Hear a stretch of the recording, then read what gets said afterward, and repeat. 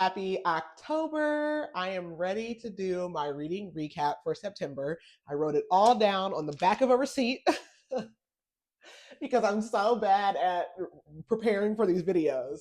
It's all my story graph, but I need to be able to read my notes. So I wrote them all down and I have 10 books. I've already passed my goal for the year because I set it low.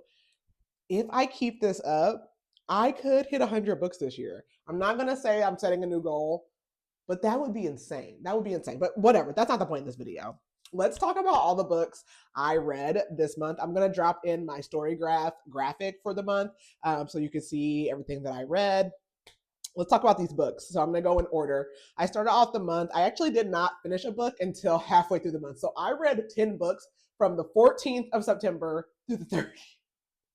And really, all of this is in thanks to Freida McFadden. So I probably will read a lot of books in October because I'm like chugging through Freida's whole series right now. I started off the month with Lore of the Wilds by Annalise Sobrano. I'm reading both her books because one, Keely loves them. Two, she's going to be at the Black Romance Book Festival. Also, I think she's going to be at BookCon in New York, which I am going to. 4 stars. Took me a while to get into it. Really enjoyed the ending. I was texting Keely like, no, that didn't just happen. That didn't just happen. No spoilers here. I gave that a 4 stars. Then I read The Scammer, Tiffany D. Jackson's new book. I gave that a 4 stars only because I enjoyed that book, but it pissed me off so bad. I almost could not finish it, which is the point of the book. But I was just like, Tiffany, girl, like, whew, you are taking me through some things because it's so relevant. Like, it's literally, obviously, she writes about Black characters. It is literally like, if you know, like the Hoteps, those people who are in your inbox telling you Grand Rising, the Black people who think everything is a conspiracy, that I literally was reading. I was on a plane and I was like, I'm about to stop reading this. I'm about to stop. I was fired up. I gave it a 4 stars, but I really enjoyed it. I just could never read that again because I was angry. Then I finished Parable of the Sower by Octavia Butler. I gave that a 4 stars. I enjoyed it. It was just kind of like started reading it a while ago, so it took me a bit to get into it. Very relevant to the day. We read it for book club, but I did enjoy that.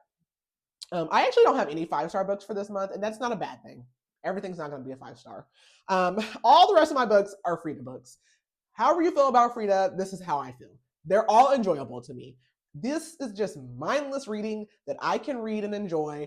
I don't dislike any of, well, so far I don't dislike any of them. None of them are going to be probably a 5-star for me, but I just enjoy reading them. I'm doing it because it's fun. So I started off with a satirical book from her, which is The Widow's Husband's Secret Lie. That one is like pure satire, so it's like silly, goofy. I gave it a 4 stars because it's absolutely ridiculous. It was like a 3-hour read, whatever. Then I read The Coworker, also by Freida, gave it a 4 stars. Not much there.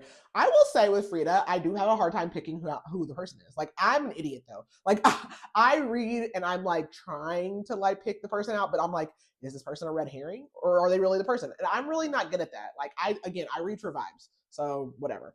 Then I read The Boyfriend. I gave that a 4 stars. I read The Housemaid, which is actually the reason I even started reading Freida again. I read The Inmate like 2 years ago for book club, and then I haven't read any Freida since. So I actually picked all her back up because I want to see the movie. So I read The Housemaid. I gave it a 4.5 stars. I enjoyed it. Then I paused Freida, so I lied. All the rest of these aren't Freidas. I paused Freida because I read The Dark Game for book club by Jonathan Janz. I give that a 3.5 stars. It reminded me of The Writing Retreat by, I think it's Julia Bart. I just was having a hard time getting into it. Very interesting concept. And I did enjoy it, but I was just like struggling getting into it. So I would recommend it. Maybe I need to read it again. Then I went back to Freida. I read The Housemaid's Secret. I give that a 4 stars because at this point, the housemaid is pissing me off. She irritates me so bad. Like, I just think she's dumb. And I mean, I'm still reading it, but like, girl, mind your own business. And I know we wouldn't have a story if she did, but it's just like, can you learn to mind your own business? Can you? And then the last one I read is The Housemaid's Wedding, which I love, like a little what do you want to call it? A little novella. Like I just really enjoyed that. I like Enzo.